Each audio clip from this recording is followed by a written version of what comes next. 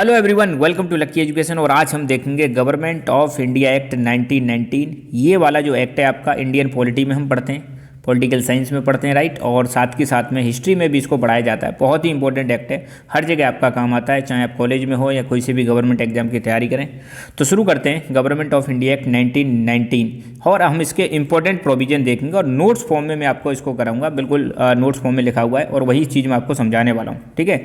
इसको समझने से पहले आपको एक चीज़ समझनी पड़ेगी भाई।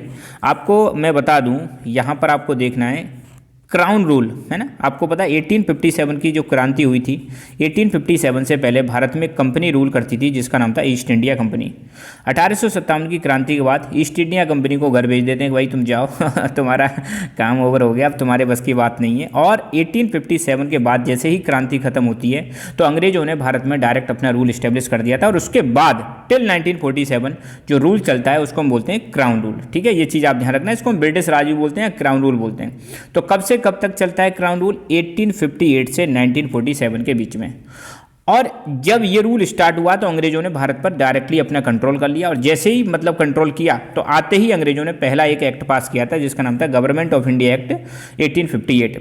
इसके बाद और भी एक्ट आए, इंडियन काउंसिल एक्ट, 3 एक्ट आए थे 1861, 1892 और 1909। और 1909 बहुत इंपॉर्टेंट एक्ट है, जिसको हम पार्लियामेंट रिफॉर्म भी बोलते हैं। और साथ के साथ में 1909 में ही सेपरेट इलेक्टोरेट का कॉन्सेप्ट आया था, राइट। इसके बाद फिर आपको देखने को मिलेगा एक गवर्नमेंट ऑफ इंडिया एक्ट आता है 1919, जिसको आज हम पढ़ने वाले हैं। और इस एक्ट का रिव्यू करने के लिए एक कमीशन आया था जिसका नाम था साइमन कमीशन। और फिर फाइनली लास्ट में एक एक्ट आया था गवर्नमेंट ऑफ इंडिया एक्ट 1935।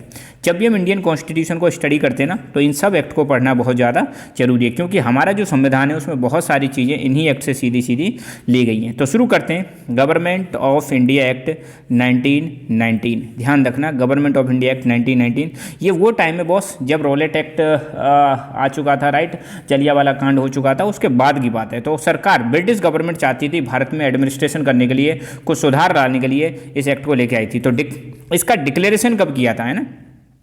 तो ब्रिटिश गवर्नमेंट ने 20 अगस्त 1917 को ब्रिटिश गवर्नमेंट ने डिक्लेयर कर दिया कि पहली बार हम भारत में धीरे धीरे एक रेस्पॉन्सिबल गवर्नमेंट लेके आने वाले हैं, रेस्पॉन्सिबल एक जिम्मेदार सरकार लेके आने वाले हैं। तो पहली बात तो ये ध्यान रखना, इस एक्ट के बारे में डिक्लेरेशन कब हुई थी? 20 अगस्त 1917। अंग्रेजों ने बोल दिया कि भारत में हम एक जिम्मेदार सरकार लेके आएंगे। और ये एक्ट फोर्स में कब आता है? 1921 में फोर्स में आता है। इस एक्ट को हम मोंटेगू चेम्सफोर्ड रिफॉर्म के नाम से भी जानते हैं, मोंटेगू चेम्सफोर्ड रिफॉर्म। कौन थे मोंटेगू और कौन थे चेम्सफोर्ड? तो मोंटेगू की बात करें तो ये तो थे सेक्रेटरी ऑफ स्टेट, और चेम्सफोर्ड थे भाई साहब आपके वाइसरॉय ऑफ इंडिया। तो ये दोनों ने इसको बनाया था, इसलिए इसको बोलते हैं मोंटेगू चेम्सफोर्ड रिफॉर्म। अब हम इसके कुछ प्रोविजंस देखेंगे, इसके अंदर क्या क्या चीज़ें दे रखी हैं। इसमें पहली बात तो सब्जेक्ट को एडमिनिस्ट्रेशन की मतलब आसानी, एडमिनिस्ट्रेशन को आसान बनाने के लिए जो सब्जेक्ट है उनको 2 भागों में बांट दिया। एक तो सेंट्रल सब्जेक्ट्स और एक बांट दिए प्रोविंशियल सब्जेक्ट। जैसे मैं आपको आज की डेट में बता दूं, भारत के संविधान में आज की डेट में 7th शेड्यूल है, उसमें सब्जेक्ट को हमने 3 भागों में बांट रखा है, यूनियन लिस्ट, स्टेट लिस्ट और कॉन्करेंट लिस्ट। तो ये वाला जो कॉन्सेप्ट है ना, ये यहीं से आता है बॉस। तो यहाँ पर क्या हुआ था, उस समय की सरकार ने, अंग्रेजी सरकार ने सब्जेक्ट मतलब जिस पर लॉ बना सकते हैं कि कौन लॉ बनाएगा, तो उस समय 2 भागों में इसको डिवाइड किया था। एक तरफ थी आपकी सेंट्रल सब्जेक्ट्स। सेंट्रल सब्जेक्ट मतलब ऐसे सब्जेक्ट जिन पर लॉ कौन बनाएगा? सेंट्रल गवर्नमेंट बनाएगी उस समय की ना। तो सेंट्रल लेजिस्लेचर को इनके द्वारा ज़्यादा पावरफुल बनाया गया था। दूसरी तरफ थी आपकी प्रोविंशियल सब्जेक्ट, और यहाँ पर प्रोविंशियल सब्जेक्ट को उन्होंने 2 भागों में बांट दिया। एक तो ट्रांसफर सब्जेक्ट और दूसरे थे रिजर्व सब्जेक्ट। इसी को हम बोलते हैं डायआरकी। तो मतलब हम कह सकते हैं गवर्नमेंट ऑफ इंडिया एक्ट 1919 के आधार पर ब्रिटिश गवर्नमेंट ने प्रोविंशियल मतलब गवर्नमेंट में या प्रोविंशियल लेवल पर डायआरकी को इंट्रोड्यूस किया था। डायआरकी का मतलब होता है डबल रूल, राइट। तो इस डायआरकी के तहत क्या क्या किया गया था देखो। तो डायआरकी के तहत प्रोविंशियल लेवल पर सब्जेक्ट को 2 भागों में डिवाइड कर दिया। एक तरफ थे ट्रांसफर सब्जेक्ट और दूसरी तरफ थे रिजर्व सब्जेक्ट। एक एक करके देखते हैं। ट्रांसफर सब्जेक्ट क्या थे, जैसे इसमें एग्जांपल देखें, public health, education, local self government, agriculture. ये जो है ना, ये है ट्रांसफर सब्जेक्ट। इनका एडमिनिस्ट्रेशन कैसे किया जाएगा? गवर्नर मिनिस्टर्स की सहायता से, गवर्नर मिनिस्टर्स की सहायता से इनको मतलब कंट्रोल करेगा।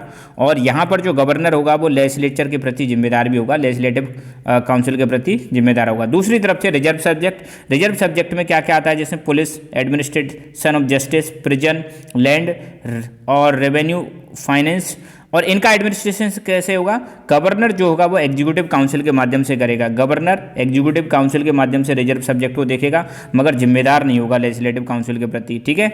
और ट्रांसफर सब्जेक्ट को कौन देखेगा? गवर्नर, मिनिस्टर्स इसकी हेल्प करेंगे, और यहाँ पर गवर्नर रेस्पॉन्सिबल भी होगा स्टेट लेजिस्लेचर के प्रति, ये भी आप ध्यान रखना। तो ये तो पहला काम क्या किया गया था यहाँ पर 1919 के तहत, सब्जेक्ट्स को दो भागों में डिवाइड किया, सेंट्रल और स्टेट, या हम कह सकते हैं प्रोविंशियल। प्रोविंशियल मतलब स्टेट ही होता है, राइट।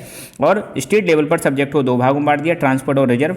ट्रांसपोर्ट में कौन देखेगा इन सब्जेक्ट्स को? गवर्नर अपने मिनिस्टर्स की सहायता से, मगर गवर्नर जो है रेस्पॉन्सिबल होगा स्टेट लेजिस्लेचर के प्रति, राइट। जबकि रिजर्व सब्जेक्ट को गवर्नर देखेगा एग्जीक्यूटिव काउंसिल की मदद से, मगर रेस्पॉन्सिबल नहीं होगा, राइट। दूसरा चीज यहाँ पे क्या किया गया था? बाई कैमरल लेजिस्लेचर का इंट्रोडक्शन हुआ था पहली बार। जैसे आज की डेट में आपको पता होगा भारत की जो पार्लियामेंट है उसके दो हाउस हैं, एक तो है लोकसभा, दूसरा है राज्यसभा। ऐसे ही यहाँ पर भारत मतलब आज़ाद होने से पहले 1919 में पहली बार बाई कैमरल लेजिस्लेचर को लेके आए। ऐसा लेजिस्लेचर जहाँ पे दो हाउस होते हैं, ठीक है। First time by cameral legislature आया था, और फर्स्ट टाइम यहाँ पर डायरेक्ट इलेक्शन आपको देखने को मिलेगा। और ये कहाँ पर आया था? सेंट्रल लेवल पर। तो इंडियन लेजिस्लेटिव जो काउंसिल हुआ करती थी उस समय की पार्लियामेंट समझो, उसके दो घर हो गए। पहला हाउस हो गया अपर हाउस, और दूसरे को हम बोलेंगे लोअर हाउस। अपर हाउस को बोलते थे काउंसिल ऑफ स्टेट, और लोअर हाउस को बोलते थे लेजिस्लेटिव असेंबली। क्या बोलते थे? Legislative assembly. और यहाँ पर जो मेंबर्स थे उनको डायरेक्ट इलेक्शन के माध्यम से चुना गया था। फिर एक और प्रोविजन क्या था गवर्नमेंट ऑफ इंडिया एक्ट 1919 का, कि जो गवर्नर की एग्जीक्यूटिव काउंसिल थी उसमें इंडियंस की संख्या बढ़ा दी। मतलब उसमें टोटल मेंबर 6 थे, तो 6 में से 3 मेंबर कौन थे? ये 3 मेंबर इंडियन हुआ करते थे, मगर यहाँ पर कमांडर इन चीफ को छोड़कर, ठीक है, कमांडर ऑफ चीफ वो अंग्रेजी रहेंगे। फिर अगला एक और क्या प्रोविजन किया गया था? देखो आपको पता होगा 1909 में जो मैं अभी बता रहा था, जो पहले आया था इंडियन काउंसिल एक्ट 1909, जिसको मोरले मिंटो रिफॉर्म के नाम से जानते हैं, उस समय मुस्लिम्स को पहली बार सेपरेट इलेक्टोरेट दिया गया था। सेपरेट इलेक्टोरेट आपको पता ही हुआ, एक पर्टिकुलर कोई कॉन्स्टिट्यूएंसी है जहाँ पर मोस्टली मेंबर्स मान लो मुस्लिम है, तो यहाँ पर कैंडिडेट कौन खड़ा होगा? मुस्लिम होगा, वोटर भी कौन होंगे? मुस्लिम होंगे। तो इसको हम बोलते हैं सेपरेट इलेक्टोरेट का कॉन्सेप्ट। तो ये जो पहले मुस्लिम्स के लिए दिया गया था, अब इसको एक्सटेंड कर दिया, मतलब बढ़ा दिया। किसके लिए? Sikh, Indian Christians, Anglo Indians और यूरोपियंस, इनके लिए भी सेपरेट इलेक्टोरेट का कॉन्सेप्ट आ जाता है। साथ के साथ में यहाँ पर राइट टू वोट भी दिया गया था, पर लिमिटेड कुछ ही लोगों को, जिनके पास प्रॉपर्टी हुआ करती थी, जो टैक्स देते थे, एजुकेशन के आधार पर कुछ क्वालिफिकेशन और थी, उसके आधार पर कुछ राइट टू वोट देने का काम किया गया था। साथ के साथ में इस एक्ट में एक प्रोविजन किया गया था इंडियन हाई कमिश्नर। जैसे आज की डेट में हम IFS भेजते हैं ना, अपने इंडियन फॉरेन सर्विसेज के लोग होते हैं जो एम्बेसी में बैठते हैं, ऐसे ही यहाँ पर एक हाई कमिश्नर बैठाया गया भाई साहब, कहाँ पर? इंग्लैंड में, है ना।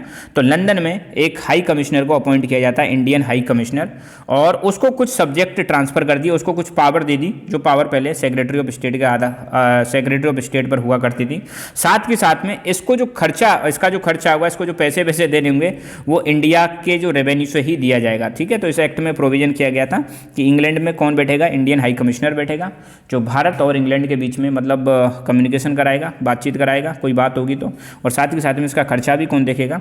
इंडियन, जो जहाँ इंडियन गवर्नमेंट है इसका खर्चा देखेगी, मतलब खर्चा वहन करेगी, सीधी सीधी बात है। और इसको कुछ पावर सेक्रेटरी ऑफ स्टेट की भी ट्रांसफ़र कर दी जाती हैं। इसी एक्ट के तहत